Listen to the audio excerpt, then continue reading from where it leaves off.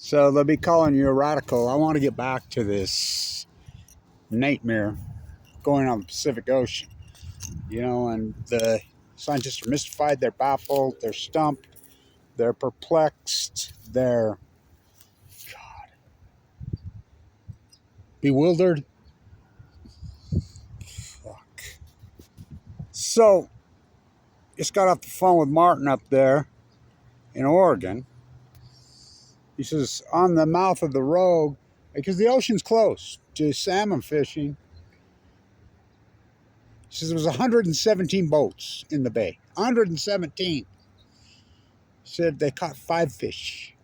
So you can figure there's at least, 2, 3, 4, 5 fishermen in each boat. I mean, holy shit. 500, 600 freaking fishermen, you're getting one. It's obscene. It's unbelievable. So I was just looking at the Chinook numbers.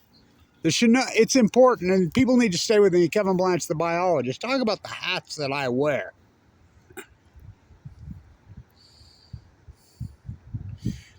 Look, sockeye are algae feeders. Chinook, big fish. Really, the Chinook are the marquee species of the mighty blue lady. It is the marquee species. I just looking at these Chinook numbers up and down, rank and file of every river in Alaska. They are pitiful. They are beyond pitiful. Now stay with me. Stay with me. This is important stuff. Really important stuff. Got my gold medal on. Really important.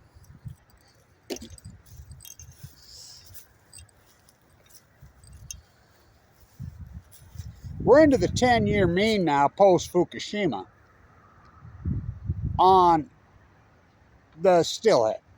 Stillhead, all the way clear here to almost Utah, Idaho, live in the ocean. They go see 1 to 2 years. Those numbers are beyond pitiful. They've crashed so radically in the last, Fukushima's going on 12 years. I got sick 12 years ago right now. 12 years ago right now, I got hit by the freight train called cancer. AML leukemia. It's been a hell of a fucking 12 years. That's what I feel like, it's this pond. What have they done to our place? These are babies. They're trying to survive. No one cares about the ecology of the environment. Chinook salmon go to sea for, on average, of 5 years. They can go up to 8. Stay with me. Kevin Blanch, probably the most famous marine biologist in history. They can go up average of 5. Now, this is the smoking gun of Fukushima.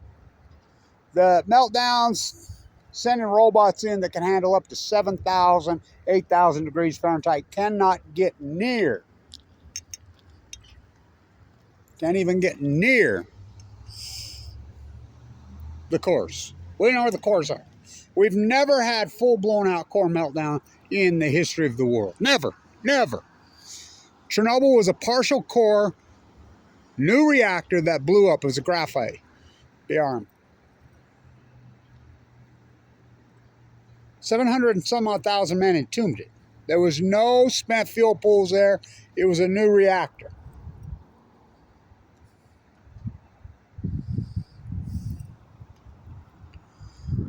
Fukushima, it took me a year and a half to convince anybody was one. There's other people out there that knew, of course. You know, our small group, we fought. We fought hard.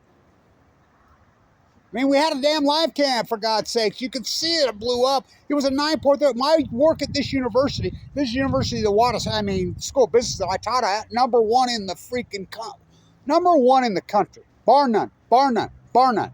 I used to do all the due diligence on these reactors. I did all the work. And I knew back then, when all the work I knew, the spent fuel pools on Mach 1 and Mach 2s cannot handle a shake up around 7.7, 7.8. I knew that the cores cannot handle anything over about 7.8, 7.9. It was a 9. I knew it was gone. I knew it was gone immediately. All of them. All of them. You know, and then I'm scrambling immediately. I'm like, how many are online? How many are going right now? And I knew how much spent fuel was there. I mean, there was an accident, believe it or not, on March 11th. They had in the 90s there. Yeah, for real. Just like COVID was declared the pandemic on what? March. Yep, you cannot make this shit up. So,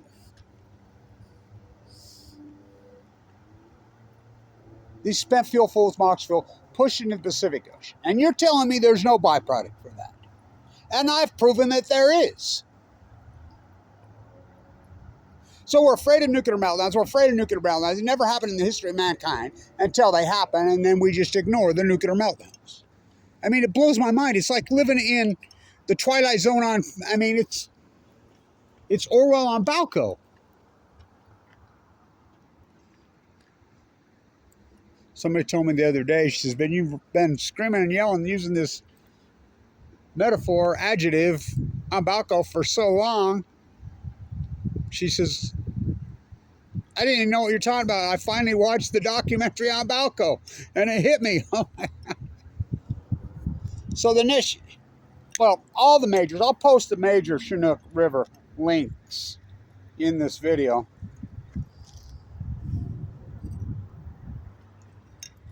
So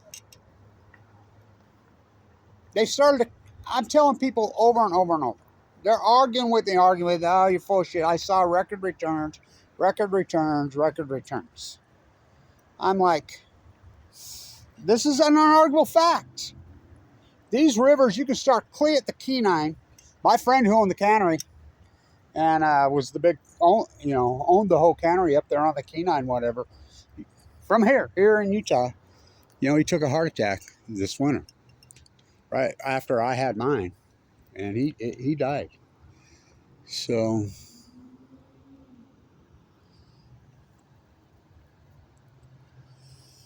we had record returns. One of the great restorations on the salmon returns, they had came back with vengeance in 2008, 9, 10, 11, 12. Everybody's like, ha, Blanch, you're saying it's killing the Pacific Ocean. Look at these. I've seen the Chinook numbers. I says, wait a minute. Steelhead have already started to collapse. They started to collapse on cube. They go to sea 1 to 2 years. They're called half-pounders. By the way, we were just up there. Tim was just up there on the test nets. There's 12 in the test nets. So, up there on the road. So, I'm like, wait a minute. Chinook go to sea for fight. They're first came the god of salmon, named Chinook. Then the god of water. They are you take the gray whales, humpbacks too, Chinook salmon, and the upper tide pools, which I've worked those so hard from the beginning, from the day Fukushima happened, saying they will tell us the entire tale. Oh, have they? I mean, I've documented them tide pools so efficiently, it's incredible. At historical time, why I'm full of cancer, why I'm in critical condition. So we have record returns continued. Everybody's like laughing, saying, Blanch, look, I see these record returns. I see these record returns. You're full of shit. I said, wait a minute. Will you believe me when they crash off a cliff in 2016? We had record returns in 2009, 10, 11, 12, 13, 14, 15. Whoa, live cam on the Columbia. Now, remember, the Army Corps of Engineers is a branch of the Department of Nuclear. The Department of Nuclear that's what it was originally called, the Atomic Department. Changed their name to the Department of Energy. The Army Corps of Engineers had a live cam on the Columbia River showing that big hallowed beast 2 miles long, that biggest drainage of them all. Grandstanding. 1.4 million over the dam. Now, if you take the catch out, the catch rate's 50%, and I've worked with OWW, I've worked with them and verified this. With the catch rate in 2015, well over 3 million Chinook salmon returning. Well over 3 million. Big hallowed beasts. I mean, we're talking upwards of, 40, 50 pounders. Up on the Kenai, upwards of 100 pounders.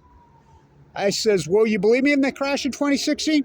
Do you know that the Army Corps of Engineers pulled the live cam in 2016 and it's still down to this day? Doesn't that alarm you? I mean, I used to call them on the phone and says, I will send you a GoPro. I found one on eBay for $40.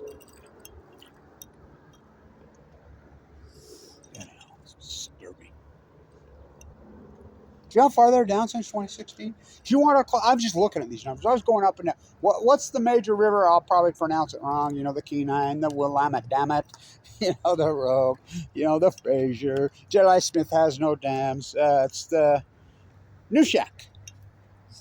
That's the big one. That's the biggest returning of all on Alaska as far as Chinook. Those numbers are pitiful.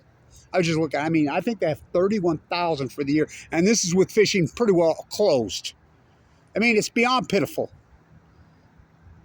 It's unbelievable how pitiful it is. You're just talking down. Since 2016, we're talking a 90 to 95% collapse on these species. We call those outliers in science. We have the 10-year data now. You can plug regression model. You know, it's unarguable. You cannot argue with me anymore. It's absolutely unarguable. Kevin Blanch was right. First, you hypothesized the knowledge. This is new. This is going to push in. It's going to break the chain. You promised you would never break the chain. Big fish eat little fish. At the platonic level, it's going to freaking take out the plankton. At that level. This is going to cause a chain reaction, including the Fukushima fires, all predicted by Kevin Blanch, right to a T. Every single bit of it predicted by Kevin Blanch, standing right there. This chain reaction. Big fish eat little fish. Wells are plankton feeders. Starfish, what did the starfish say to the 60,000 pound? How about a world? Fukushima killed my food. Fukushima killed my food. The humpback whale replies, we too, we from the sea, Kevin D. I fight for her, she fights for me. You know, it's been 12 years right now. I got sick. A freight train hit me called AML leukemia. It's going to give you leukemia. It's going to, oh, I got leukemia. Just the fact I go into a bone marrow transplant on 11/11/11. Whoa. Whoa. Whoa. Whoa. This is the end of the innocent. Oh, curse and spite that I was ever born to set this right. I have some nuclear rule for you, and I have some for me, but you must wear yours with a difference. Huh. For Hamlet and Cassandra, they got together. They had a baby. And he could see for miles and miles and miles. I'm living the country and western version of Hamlet on Balco, on chemo. I used to tell my grandma that when I was a kid. She said, well, something rotten in the New Denmark. 8 years ago right now, I was at that castle. If you don't know who Cassandra is, she's the Greek goddess that could see the future, the goddess of integrity. She refused to give it up. He says, I will curse you. I will curse you with being able to see the future. What kind of curse is that? No one will believe you. And your offsprings, offsprings, offsprings, offsprings for time and all eternity. Kevin Blanch. To be or not to be, that is the question. To be part of this Fukushima cover-up denial freaking team or not to be, that is the question. That is the question. To be or not to be. Not me. Not me. We from the sea, Kevin D. It's the ecology, stupid. I've proven it. I was right in their answers to kettle me, attack me. You know, they didn't get fucking 34 views on this video. You know, impoverish me. I've had open heart surgery twice post this nightmare. Lost my gallbladder, ruptured. I've lost my teeth. It's been a hell of a fucking battle. And I mean a battle. Fighting for her. Stand up for the ecology. Stand up for the Nuclear Energy Crime Syndicate, you know. Or Kevin reached into the bag. And he slung the stone. Yeah. It's disturbing. Eek.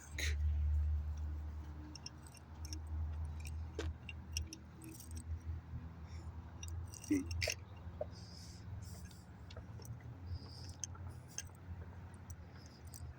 I cannot believe everybody goes along with this.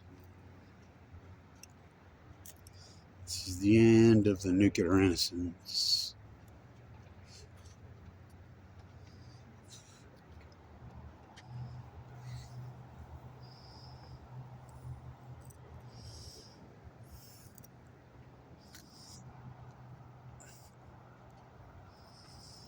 Where should I set up my camera?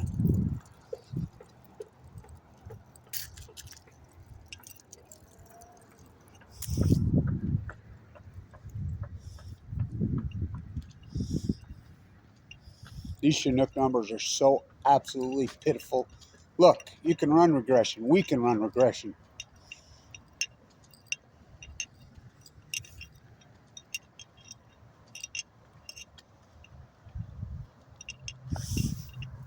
Never thought I'd be standing right here.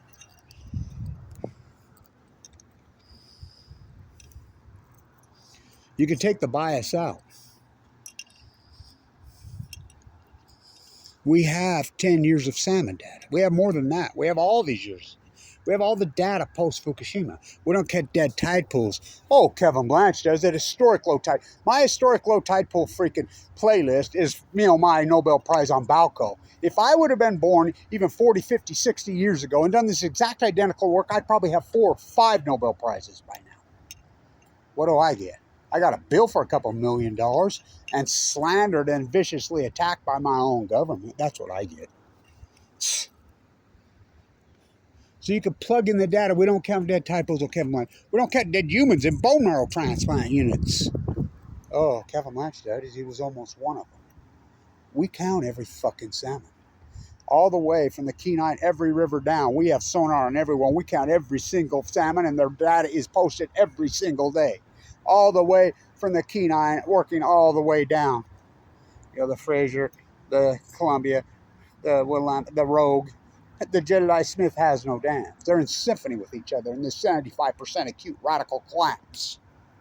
So we can plug in the data. It takes out any bias. It deviates from the mean thousands of times. You can run a regressionary model. You can build a regressionary model. And it points to one time. It points to one place. Something radically crazy happened to the Pacific Ocean, to the Western ecology in the Great Drought started in 2011. Longevity started to head south in 2012. The tide pools collapsed in 2011, 2012. The salmon collapse. It's unarguable. It's unarguable. And you can chalk it up to coincidence. Coincidence doesn't get it in science. Scientists are mystified. They're baffled. They're stumped. They're perplexed. They're curious. They're alarmed. That's all we've heard. Fuck. They're derelicts. They're criminals. It's beyond criminal. To be or not to be, that is the question. Living in reality or living in denial. So we can plug in the data. It's unarguable, absolutely unarguable science right now. Absolutely unarguable that there was an event and this outliner pledged to one time, 2011. We know that. We know that scientifically. Unarguable. Kevin Blanch's work has absolutely unarguably proved it. Plug in the data on all the salmon. It's 2011. It's unarguable, factual. One of the greatest outliers in human history. So we have to start looking for the culprit. What happened in 2011? What happened in 2011? Something. Did a meteor hit Earth? Did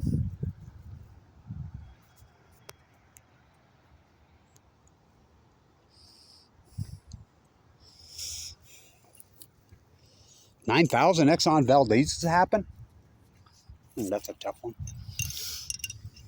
3 full core meltdowns.